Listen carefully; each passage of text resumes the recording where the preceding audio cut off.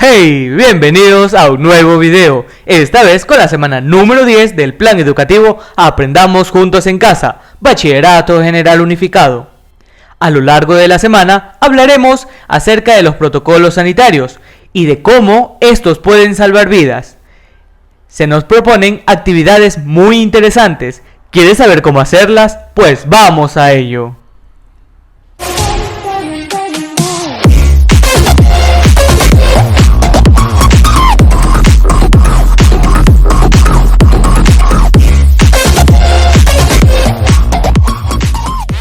Desde ya, deja tu poderosísimo like y tu comentario. Ahora, revisemos nuestra ficha pedagógica. Esta semana hablaremos sobre los protocolos sanitarios en función del cuidado personal y del resto de las personas. Cuando hayas comprendido los criterios de satisfacción, significará que hemos terminado con éxito nuestro trabajo. El mecanismo de evaluación seguirá siendo el mismo, el portafolio del estudiante. Esta semana, nuestro proyecto lleva por nombre Protocolos Sanitarios que Salvan Vidas.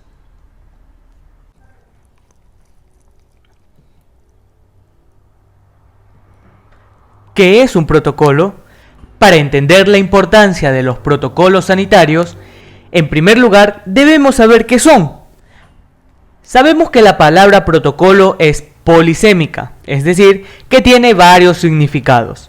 Pero el que más nos interesa es el que nos dice la RAE en el año 2020, que son la secuencia detallada de un proceso de actuación científica, técnica, médica, etc. El caso que nos ocupa a nosotros se emplea en el campo sanitario, es decir, el área que se encarga de la salud. A continuación, veremos series de medidas de prevención realizadas por la Organización Mundial de la Salud. Desarrollo. Actividad número 1. Protocolos sanitarios en la historia. La historia no solo es importante porque nos permite entender el pasado, sino también porque nos ayuda a comprender nuestro presente en función del futuro que nos proyectamos. Con este sentido, vamos a aprender de los hechos del pasado y vamos a ver cómo nos pueden ayudar a actuar de un mejor modo en el presente. De este modo, la pandemia y las medidas sanitarias que debemos aplicar para reducir su impacto podrán ser entendidas mejor si las ubicamos en un contexto histórico. Ahora, lee el siguiente texto. Ponle pausa al video y dale un tiempo a la lectura.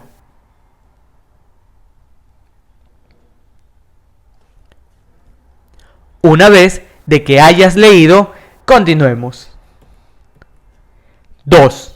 Elabora en tu cuaderno un dibujo acerca de alguna de las medidas antes leídas. En el texto anterior se nos habló acerca del lavado de manos, acerca del distanciamiento social, conocido como proxémica, y también de evitar tocarse los ojos, la nariz y la boca. Y lo más importante, si tenemos síntomas, solicitar atención médica a tiempo, en las líneas oficiales. Puedes elegir cualquiera de estas medidas y hacer un dibujo. Por ejemplo, yo elegí el distanciamiento social e hice mi dibujo. Una vez de que hayas hecho tu dibujo, veamos la siguiente pregunta. 3. Responde a las siguientes preguntas. Tanto el literal A, el literal B y el literal C nos hablan sobre la importancia que tiene aplicar los protocolos sanitarios. ¿Qué pasa si no los cumplimos? ¿Por qué son importantes? Y en especial, ¿por qué es importante el distanciamiento social en este momento? El literal D nos pregunta si han existido pandemias antes en la historia. ¿Has escuchado hablar antes de pandemias? ¿Qué pandemias has escuchado? A lo largo de la historia han habido varias pandemias, pero aquí yo te he traído 4, las más relevantes. Entre ellas tenemos la peste negra, que se dio alrededor del siglo XIV. También la gripe española, que empezó en el año de 1918. La gripe asiática, que fue en el año de 1957. Y la gripe A H1N1, que se dio en el año 2009. La siguiente pregunta nos dice: ¿cuáles han sido las consecuencias de las pandemias en el pasado? Todas las pandemias tienen sus consecuencias sociales y económicas, pero vamos a hablar un poco acerca de lo que es la mortalidad de estas pandemias. La peste negra trajo entre 75 y 200 millones de decesos aproximadamente. La gripe española entre 50 y 100 millones de decesos. Asimismo, es un número aproximado. La gripe asiática, 2 millones de decesos. Y la gripe H1N1 dio 150.000 entre 575.000 aproximadamente. También puedes destacar otras consecuencias sociales o económicas. Para ello, investiga. Recuerda que debes de buscar fuentes confiables. Ahora vamos a hablar un poquito acerca de historia. Nosotros, para conocer la historia, nos vamos a basar en fuentes históricas. Pero, ¿qué serán estas fuentes históricas? Pues bueno, las fuentes históricas son aquellos objetos inmateriales o materiales que nos dan información sobre la actividad humana y nos permiten reconstruir el pasado. Estos pueden ser, según su origen, dos tipos de fuentes: las primarias y las secundarias. Pero aquí hay una palabra clave para poder distinguir cuándo una fuente histórica es primaria o cuándo es secundaria. Las fuentes primarias son aquellas que pertenecieron a esa época estudiada. Por ejemplo, una moneda de la antigua Roma, una espada o un diario privado de alguna guerra mundial o un anillo. Es decir, objetos que pertenecieron a esa época, a esa historia que se está contando. Y las secundarias son elaboradas. ¿Elaboradas cómo? A partir de las fuentes primarias. Por ejemplo, si encontramos un diario y las personas que lo encuentra lo lee y luego hace como que un resumen o lo explica, eso ya sería una fuente secundaria, una fuente histórica secundaria. Entre las fuentes históricas podemos encontrar restos materiales, documentos escritos, orales, como son entrevistas o discursos, también gráfico o visual, como son pinturas, grabados, fotografías y películas.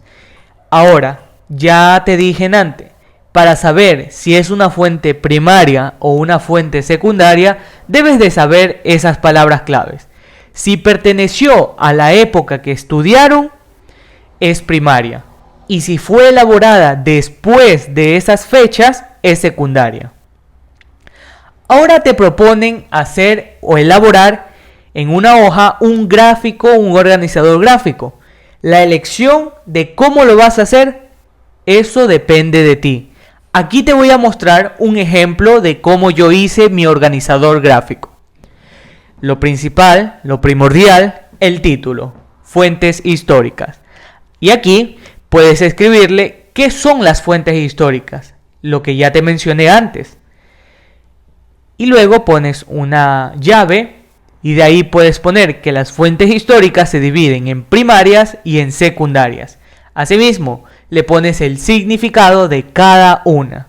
Y por último, le puedes poner ejemplos. Y listo, ya tienes listo tu organizador gráfico. Pero, ¿y dónde encuentro esa información? La acabamos de leer, recuérdalo. 6. Genera mensajes cortos sobre los protocolos sanitarios. Estos pueden ser eslogan que permitan transmitir el contenido de frases claras a las personas. Aquí se nos proponen hacer eslogan, pero ¿qué es un eslogan? El eslogan es un lema publicitario que se usa para dar información, para hacer un comercial o incluso cuando se hacen campañas políticas. ¿Con qué intención? Con la intención de resumir y de representar la idea que tiene dicho movimiento, ya sea informático, comercial o político. Entonces, lo importante es que este eslogan sea fácil de recordar. Cuando tú lo escuches o cuando otra persona lo escuche, diga, ese eslogan hace referencia a tal marca. Eso es lo que vamos a hacer nosotros. Un eslogan para llamar la atención acerca de los protocolos de bioseguridad. Tú para crear un eslogan no se necesita mucho. Lo importante es que rime. ¿Y cómo vas a hacer rimar eso? Las palabras debes hacerlas que terminen iguales. Por ejemplo, si al virus quieres vencer, un buen lavado debes tener. Si se fijan, vencer, tener. Otro ejemplo, si al virus quieres ganar, la distancia debes tomar.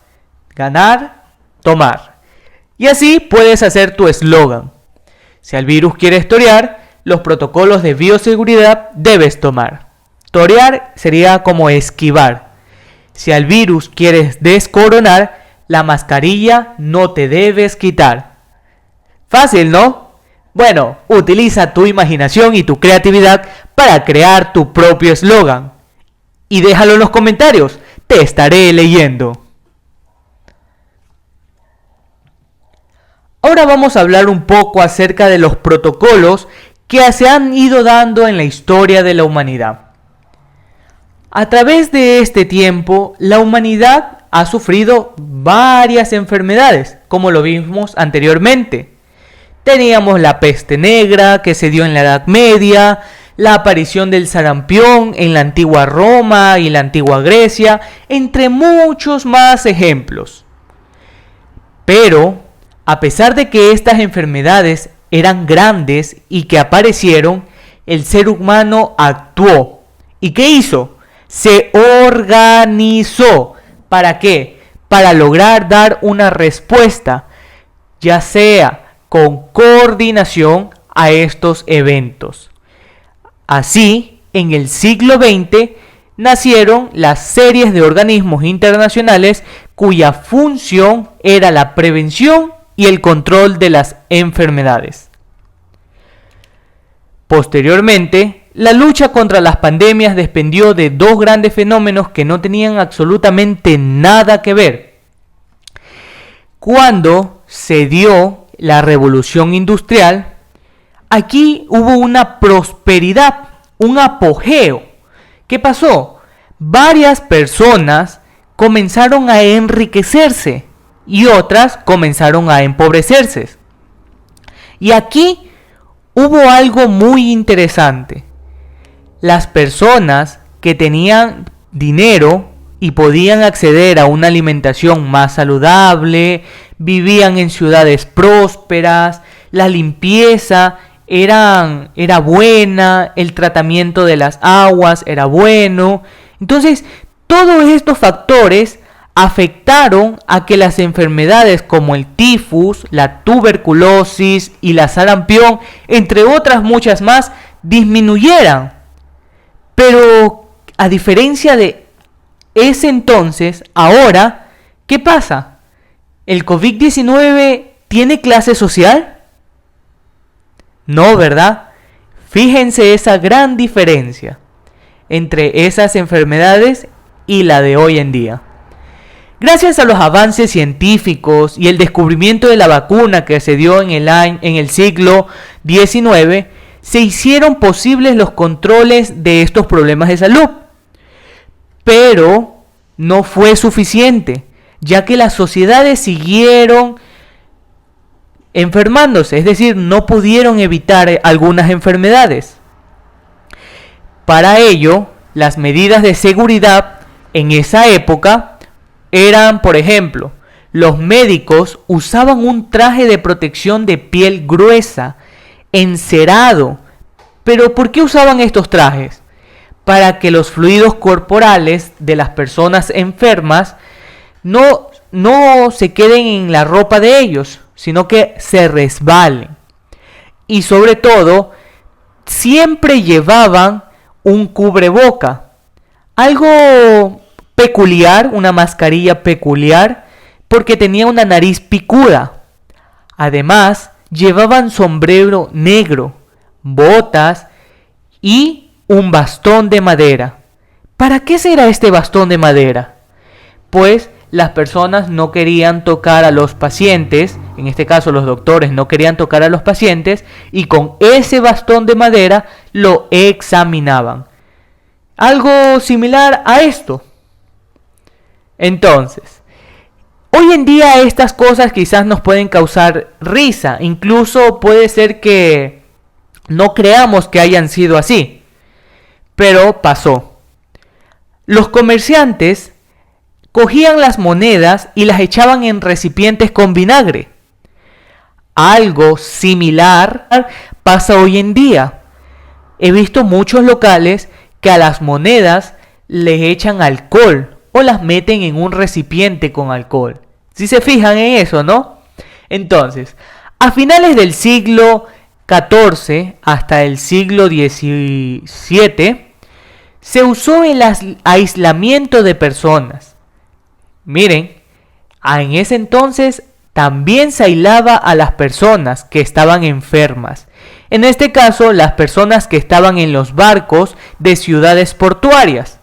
Se las aislaban, pero igual se seguían contagiando. ¿Por qué? Porque las personas se aglomeraban en iglesias para clamar a Dios por misericordia.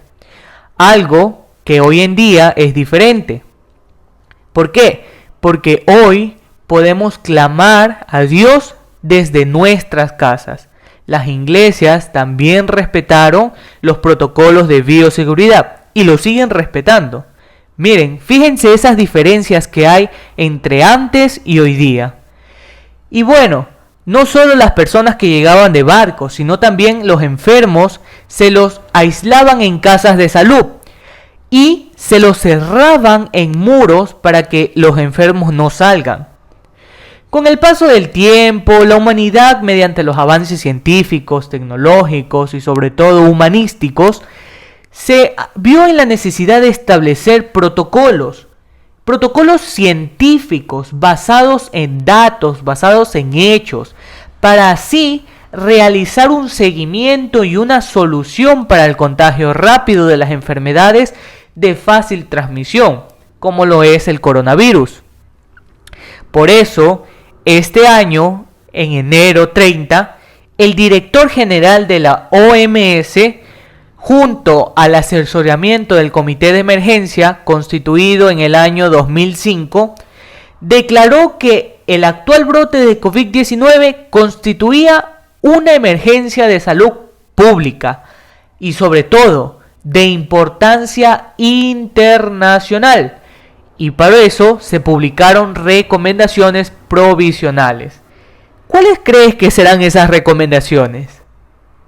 Exacto, los protocolos de bioseguridad, los cuales no solo son aplicados aquí en el Ecuador, sino a nivel mundial. Ahora, ¿te acuerdas de la primera lectura que leíste? Y con esta lectura que acabamos de leer, vamos a hacer un diagrama de Venn, en el cual vamos a establecer las semejanzas y las diferencias entre ambas lecturas. ¿Qué encontraste de semejante? ¿Qué encontraste de diferente? Lo semejante lo pondrás en la parte amarilla y lo diferente en la parte naranja para un texto y en la otra parte naranja para el otro texto. Luego de que hayas hecho este diagrama de Venn, vas a argumentar sobre tu postura, sobre tu opinión acerca de los protocolos sanitarios, acerca de la aplicación de los protocolos sanitarios. Para ello, vas a escribir un texto argumentativo, es decir, que vas a argumentar tu opinión. Para ello, vas a hacer una introducción, 2 párrafos de desarrollo y una conclusión. Pero, ¿qué es un párrafo? El párrafo es la unidad de un texto. Este debe de empezar en mayúscula y termina con un punto aparte. Así tú diferencias un párrafo, cuando empieza con mayúscula y termina en punto aparte. Vas a escribir uno de introducción, en el cual tú vas a dar un resumen sobre lo que entiendes por protocolos de bioseguridad. ¿Qué es lo que tú entiendes por esa palabra? Luego escribirás otro párrafo en el cual vas a hablar acerca del uso de los protocolos de bioseguridad. ¿Para qué sirven? ¿Por qué se los usan? ¿Qué se combate o qué se previene? Entre otras cosas. Y después, en el otro párrafo de desarrollo, puedes hablar acerca de tu opinión, acerca de lo que tú crees, lo que opinas acerca de los protocolos de bioseguridad. Puedes responder a las preguntas, si te parecen útiles, si los aplicas, entre otras cuestiones. Y por último, vas a dar una conclusión. Esta conclusión la vas a cerrar con un resumen. ¿Un resumen de qué? De todo lo que hablaste anteriormente. Y listo, ya tienes tu ensayo. Recuerda que este ensayo es personal, porque mi opinión es muy diferente a la tuya. Y asimismo, tu opinión es muy diferente a la de tu vecino. Así que, continuemos. Actividad número 2. Protocolos sanitarios en la ciencia y tecnología. Para esto, nos vamos a hacer la siguiente pregunta. ¿Cómo se infecta una célula por el virus que provoca la enfermedad conocida como COVID-19? ¿Quieres saber cómo pasa? Vamos a ver. Ahora vamos a conocer un poco al COVID-19. El COVID-19 es uno de los 7 tipos de coronavirus que se conocen y que pueden afectar a los humanos. Si se dan cuenta, esa estructura, esa forma que ven ustedes en pantalla, es el coronavirus, el COVID-19. Pero ¿por qué se llama coronavirus? Este nombre se lo da por su aspecto en el microscopio. Si se dan cuenta, si ven alrededor y ven el centro, da una forma de una corona. Entonces, como es un virus, se les denominó coronavirus. Esta corona, como se puede decir, está formada por 2 tipos de proteínas y sobresalen en su envoltura. Como vemos ahí, la proteína E y la proteína S. ¿Sí observan ahí? Entonces, esta envoltura está recubierta y se protege lo que es el material genético del coronavirus, que es el ARN. Si se dan cuenta, esa esfera, esos rollitos, se puede decir, esos rollitos morados son el ARN, ácido ribonucleico. Prácticamente eso es un virus, es ARN cubierto por una membrana de proteína, glicoproteica. Ya habíamos visto antes, la semana pasada, habíamos hablado un poco acerca de la estructura de los virus, que eran compuestos de ARN con una capa lipídica o una capa proteica. Este virus, a lo que ingresa a través del cuerpo, miren, si se fijan aquí tiene la estructura del microscopio. Cuando este virus ingresa a nuestros cuerpos por la nariz o por la boca, se une a las células que encontramos en las vías respiratorias. Estas células tienen una proteína llamada AC2, que junto al coronavirus, al COVID-19, este lo usa como una puerta de acceso para encajar en ella la proteína S. Si se fijan, esa proteína S va a ser como la llave que va a entrar en la proteína de las vías respiratorias. Una vez ya dentro, el virus introduce su ARN y la célula humana, el ARN en la célula humana, se va a replicar este material como si fuera un material genético propio. Fíjense, ahí tenemos al COVID-19, a la célula humana. Entonces, este va a entrar y de ahí, miren, si se fijan, la proteína S entró como una llave en la proteína AC2 y ahí salió el ARN.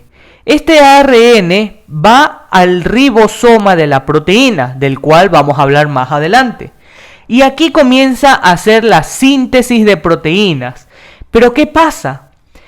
Esta síntesis, estas proteínas que se van a sintetizar, son proteínas virales. ¿Por qué? Porque se ensamblan nuevas réplicas del COVID-19. Entonces, aquí es como así se va a ir replicando el coronavirus, el COVID-19.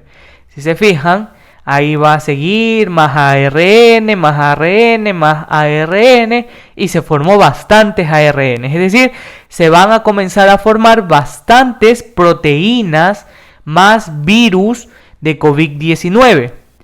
Esto va a seguir sucediendo hasta que el virus, el primer virus que entró, va a crear bastantes miles de copias de coronavirus que van a salir a la búsqueda de nuevas células buenas.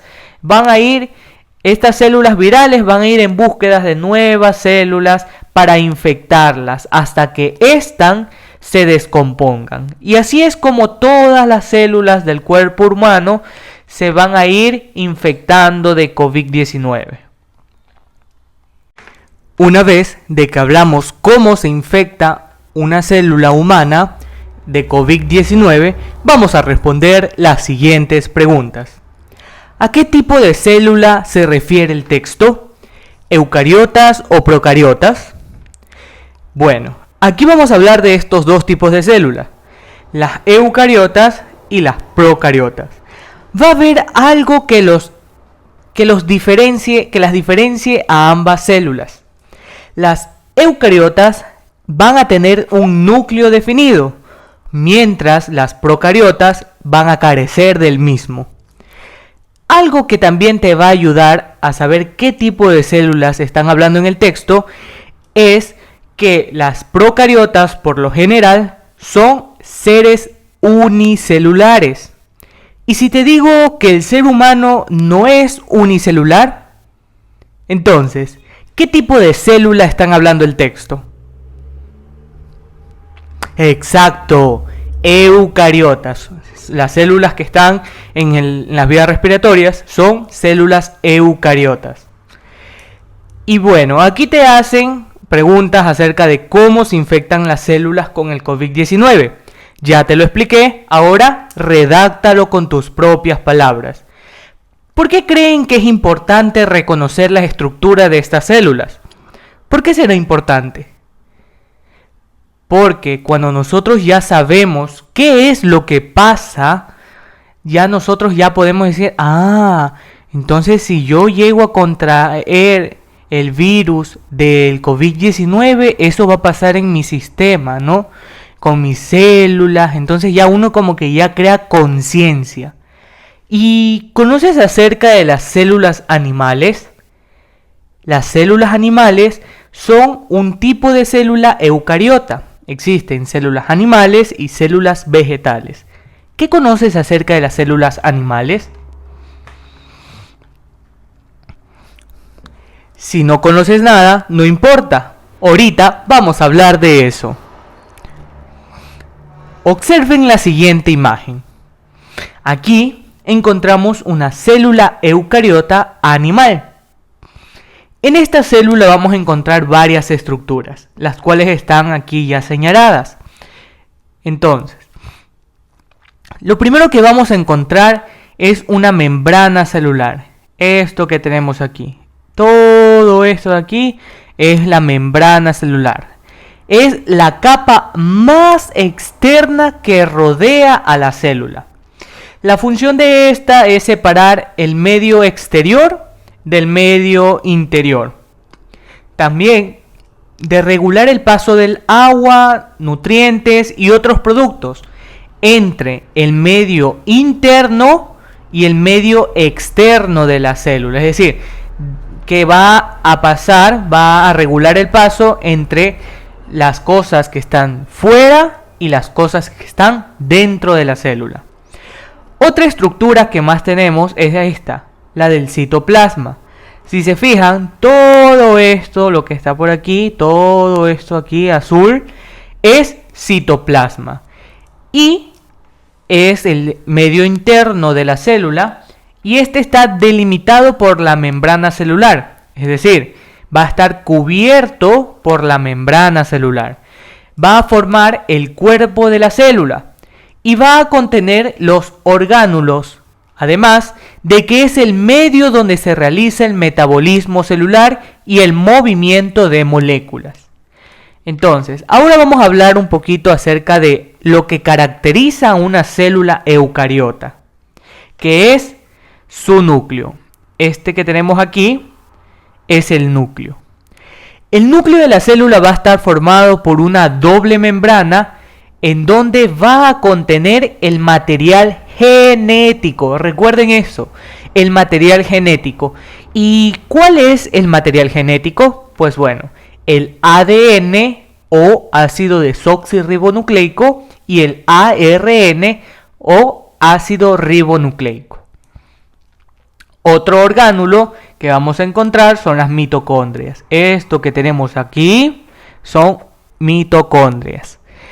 Estos orgánulos van a estar formados por una doble membrana y son los encargados de realizar la respiración celular. ¿Y qué es la respiración celular? Pues bueno, este es el proceso que permite obtener la energía necesaria para que se cumplan todas las funciones celulares. Y en el citoplasma vamos a encontrar un ribosoma, que aquí no lo tenemos visible, pero en el citoplasma vamos a encontrar un ribosoma. Este ribosoma es muy importante para algo que vamos a hablar más adelante. Es un orgánulo pequeñito.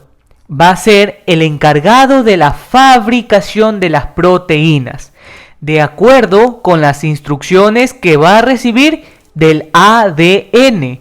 ¿Y dónde se encontraba el ADN? En el núcleo. También vamos a encontrar el retículo endoplasmático, que es este que tenemos aquí, el retículo endoplasmático. Este va a ser un conjunto de túbulos, se va a extender por el citoplasma y va a participar en procesos como la elaboración de lípidos y proteínas. Además que va a ser el almacenaje de sustancias y la comunicación que va a tener el núcleo con el citoplasma. Ojo, el núcleo y el citoplasma se van a comunicar. Ya vamos a ver en qué proceso se comunican. Luego vamos a tener al aparato de Golgi, que es este que tenemos por aquí. Este es el aparato de Golgi, el cual es un orgánulo con forma de un saco aplanado y va a ser el encargado de completar los procesos de formación de los lípidos. Y además van a almacenar las proteínas producidas por el retículo endoplasmático. También vamos a encontrar los lisosomas, que son estos orgánulos que tenemos por aquí. Son pequeñas vesículas que van a contener enzimas, es decir, van a tener sustancias químicas. Y estas enzimas van a ser capaces de digerir nutrientes que ingresen a la célula. estos lisosomas van a ser capaces de digerir esos nutrientes que van a entrar a la célula. Y aquí vamos a encontrar algo muy característico y que va a diferenciar a una célula animal de una célula vegetal, que son los cloroplastos. Si se fijan, aquí tenemos los cloroplastos. Estos cloroplastos son los orgánulos en los cuales se va a realizar la fotosíntesis. ¿Y por qué digo que solo va a ser en las células vegetales? Porque la fotosíntesis es un proceso que solo lo hacen las plantas. En este proceso va a haber la transformación de materia orgánica en materia... la formación de materia inorgánica en materia orgánica, con la ayuda de la luz solar. Ya habrán visto la fotosíntesis, cómo se produce, qué produce. Entonces, los responsables de este proceso son los cloroplastos. También vamos a encontrar otra característica, otra diferencia. Si se fijan, aquí tenemos la membrana plasmática. Esa membrana plasmática también la tenemos en la célula animal. Pero además, en la célula vegetal vamos a encontrar algo más externo, que es una pared celular. Esta pared celular va a ser una cubierta rígida y va a proporcionar forma y protección a las células vegetales. Esta pared, como ya les dije, va a rodear a la membrana celular o membrana plasmática. Y por último, vamos a encontrar vacuolas. Esto de aquí, vacuolas. Y aquí también tenemos una vacuola. Estas vacuolas son como tipo sacos grandes encargados de almacenar sustancias de reserva para la célula. Aquí se van a ir almacenando sustancias que después van a ir les va a funcionar a la célula en sus distintos procesos. Y bueno, aquí ya hemos conocido la estructura de la célula animal y de la célula vegetal. Hemos hablado de las funciones que tiene cada estructura. Ahora vas a utilizar fuentes, ya sea internet, libros, folletos, láminas o cualquier lado, y vas a buscar una imagen de la célula animal y vas a identificar la ubicación de cada uno de los elementos. Sí, de los elementos que tienes en pantalla. Prácticamente lo que tienes que hacer es escribirlos y ponerle el lugar donde van a ir. Vas a buscar una imagen y le vas a ir indicando, por ejemplo, aquí está la membrana celular, aquí está el núcleo, aquí está la vacuola, etcétera, etcétera, etcétera. Ahora, ¿te acuerdas que al inicio hablamos acerca de cómo la célula y el virus provocan la enfermedad del COVID-19? Bueno, para entender un poco más a fondo este tema, vamos a hablar acerca de la proteína. ¿Se acuerdan que habíamos hablado acerca de las proteínas en la estructura del coronavirus? Pues bueno, aquí vamos a hablar de la proteína. Sabemos que la proteína se compone de una o más cadenas de aminoácidos. ¿Se acuerdan que yo les dije que en el núcleo se iba a encontrar qué? El material genético. En este caso tenemos aquí el ADN, que va a ser nuestro código genético. Este ADN va a ser transcrito y se va a convertir en ARN. Ese ARN va a ir a viajar y a viajar y viajar por estos poros de la célula y va a salir. ¡Pop! Salió. ¿Te acuerdan que yo les dije que iba a haber una comunicación entre el núcleo y quién más?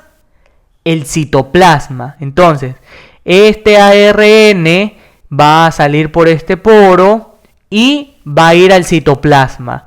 Y va a ir a una estructura muy característica que, ¿se acuerdan que yo les dije que iba a producir la síntesis de proteínas?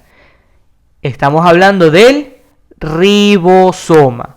Este ribosoma va a ser el encargado. Aquí va a ir ese ARN mensajero y se va a posar aquí. en esta subunidad pequeña. Y luego va a venir otro tipo de ARN, el ARN de transferencia, y va a traer aminoácidos. Estos aminoácidos, si se fijan, se van a ir uniendo mediante enlaces. Y van a ir formando unas largas cadenas. Y esas largas cadenas que forman son lo que nosotros conocemos como proteínas. Las proteínas van a desempeñar varias funciones, incluidas las estructurales, como son el citoesqueleto, las mecánicas, que van a tener relación con los músculos, las bioquímicas, que son sumamente relacionadas con las enzimas, y la señalización celular, que son las hormonas. Una parte también la vamos a encontrar en lo que es la dieta. Entonces, eso es lo que deben de saber acerca de la proteína. La proteína se compone de varios aminoácidos. Cadenas largas de aminoácidos sintetizadas van a ser proteínas. Ahora que ya tienes claro lo que es una proteína y el rol que tienen en las células, vas a construir un modelo de célula humana y la vas a infectar con COVID-19. ¿Y cómo es eso? Pues bueno, vas a dibujar una célula humana, vas a dibujar el proceso que yo te enseñé hace un momento. Sí, vas a dibujar cómo se estructura el COVID-19 y cómo se estructura una célula humana.